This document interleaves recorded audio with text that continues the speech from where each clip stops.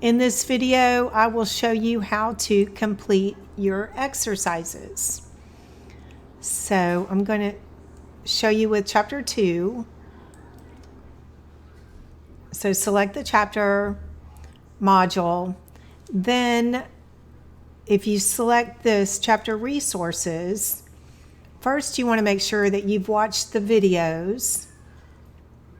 There's a recorded lecture and an alternate exercises video for every chapter. You also want to download the exercises template. This is a Word document and it includes all of the questions you will see at Connect and some check figures. This is the discussion board for chapter 2 if you have questions, and you can watch the PowerPoint. Then if you click where it says graded assignments, you also want to make sure you've completed the SmartBook assignment prior to working on the exercises. So I'm going to now select chapter 2 and then select launch.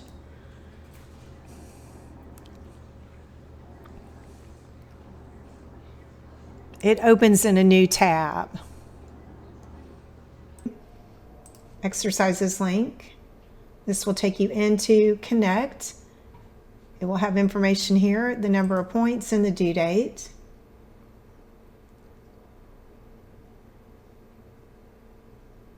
And you will see that information here again. Also, you can use check my work once per question. At the beginning of each exercise, I've placed need to know videos. Make sure that you watch these videos. Classify each of the following as assets. There are several need to know videos that will step you through how to complete a lot of the exercises in each chapter. So down near the bottom, you can click the next button. So you'll watch the video, click the next button, and continue watching the videos and selecting next. The first question you'll have where you will enter answers for chapter 2 is this quick study. So some of the exercises have drop-down boxes where you will select your answer. You can also start typing a letter and it will pull that answer up also. Notice over here you have an ebook link, which will pull up the ebook. And also this check my work. Again, you can use this once per question. So right now I've only answered the first 2 parts of quick study 2-2. So you want to use this after you've entered all of your answers, but I'm going to just show you how it works. So it reminds you that this is the last time you can use it. And it indicates if you have entered your answer correctly. If you hadn't, then there would be a red X, and it also lets you know that you have not completed all of your answers for this question. Then you click return to question. So then when you're finished with this one, make sure you fully answer it. You will go to the next question. Again, this is a drop down where you enter the normal balance. This one also has drop downs.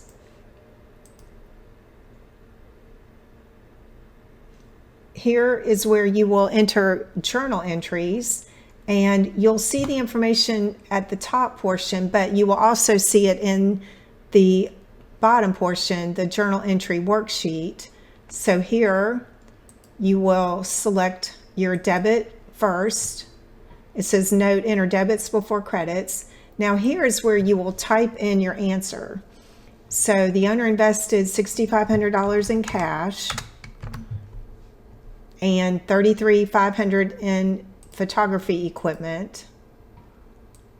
So you'll just scroll to the list. And then when you enter a credit, you put the answer your dollar amount on the credit side. So when you're finished with this one, you can do record entry, and it takes you to the next one where you will do the same thing. You can also click here and it will show you the answers that you've already entered. So you will go through each of these and make sure you enter your answers. You'll see a green circle around the ones that you have answered. And again, you can use check my work once per question. So enter all of your answers and then you can use the check my work. Notice also that this one has something called a hint. A hint is a little video that you can play that will help you answer the questions. So it will not be for these exact numbers or journal entries, but it will be ones that are similar. So you can watch those. After you fully entered your answers for that, you'll go to the next one. So this one is a ledger account where you will select the date, and then here's where you will enter your dollar amounts. So this one is similar. You're using the T accounts to enter your answers, and then you select here whether it's an increase or a decrease. This one is preparing the T accounts or the ledgers and a trial balance. So this is a cash T account. If it's something that you're debiting, you will enter the date on the debit side, but if you are crediting this account, then you would enter the date on the credit side. So we'll say that on this one, let's just say they're paying something on August 2nd. So you would enter debits on this half, and then credits, including the date, would go on the right-hand side. And notice that after you finish entering your information in the T accounts, there's also a second part, which is the trial balance.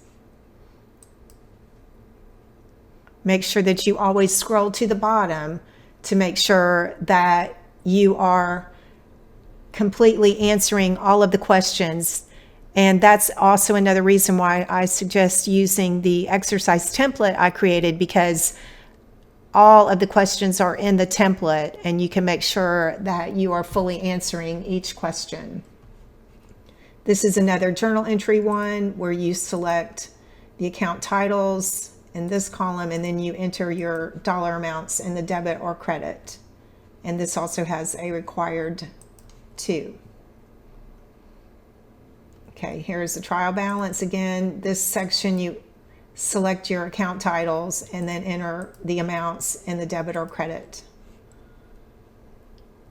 Okay, this one is a general ledger account. So this one takes a little more time, but it's set up similar to the ones you've already done at this point. So journal entries here, and you can go through them this way, but make sure that you're entering your answers and you'll see the green circle around it when you've finished. This one has several tabs, so after you enter your journal entries, you will automatically see how those entries are posted for you in the ledger, and then also the trial balance, and then you'll complete the income statement, statement of retained earnings, and the balance sheet. So the general ledger questions take a little more time than the quick study and the exercise. The integrated Excel for exercise 118, you will need to click where it says open Excel in new tab, and then wait a few seconds for it to fully load.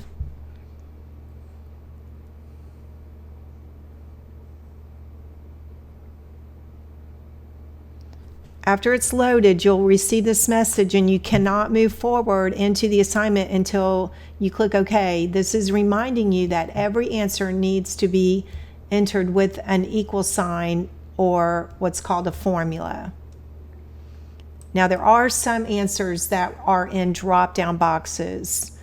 The account titles and subtotals and dates will be in a drop-down box, but all of the numbers that you enter will have to be entered with an equal sign. or a formula. So this is the information from exercise 118, and you have different accounts here. And in 118, you're preparing the income statement. In 119, you'll prepare the statement of retained earnings, and in 120, you will prepare the balance sheet. So I will show you how to complete the income statement. So I'm going to scroll down just a little bit. The accounts, the cells that have a green triangle on the left-hand side are the graded cells. So you can see the legend over here. So anywhere you see this triangle, that is a graded cell. So all of the ones with the triangles, you will enter either from the drop-down box or enter with a formula. If you want to do some of your own calculating, you can do it in this portion down at the bottom. So this is a scratch pad. So the first thing we want to enter is the date line. With an income statement, it covers a period of time. So you will select for month ended, December 31st. Then we need to put our heading. So the first heading on the income statement will be revenues. Then we want to list our revenue. So consulting revenue is our only revenue here. So we're going to scroll down in the drop down and select that. Then we have to put the amount. So everything starts with an equal sign. I'm going to put equals, and I'm going to click in cell B14 because I know that is where my revenue, consulting revenue, is located. Then this subtotal popped up for us, but we need to enter the amount here. So I'm going to put equals and the amount of the consulting revenue here, and then hit enter. Then we have the next subtotal on the income statement, which is expenses. Then we want to use the drop downs to select rent expense, salaries expense, telephone, and then miscellaneous expense. So you have to scroll down. So the first one is rent. The next one is salaries, then telephone, and then finally miscellaneous. Now we need to put the amount, so we can either type in the actual cell reference or point to it, but it all has to start with an equal sign. So equals and rent expenses in cell B15. So I can type B15 here. And notice that whatever you type comes up here in the formula bar, and then hit enter. So for salaries expense, I'm going to put equals, and then I'm just going to click in cell B16. For telephone, equals, and I will click in B17. Miscellaneous, equals, and B18. Now we need to get our total expenses, which are these added together. So I'm going to put equals, and then we're going to use a sum function. So SUM, open parenthesis. Then you can drag through these. So click here and drag down, and notice how it moved. It put B32 colon B35, and also it's up here. Then you have to put your close parenthesis and then hit enter. And then finally, don't forget here, we need to select either a net income or a net loss. And I know this is an income situation because the revenues are greater than the expenses. And now we have to put the formula equals the revenue. So I'm clicking in cell C30 minus the total expenses, which is in cell C36. And again, you could see that here and down here, and then hit enter. Then you can use check my work. So make sure you've entered all of your answers. Click check my work. And you can see all green check marks, and it says your answer is complete and correct. So then I'm going to select continue working. and I want to save and return. Now this one, because I skipped a lot of the questions, it says that I have 16 incomplete questions. Visit the question map. So the ones I've answered are in green, and these I skipped. So you definitely want to go back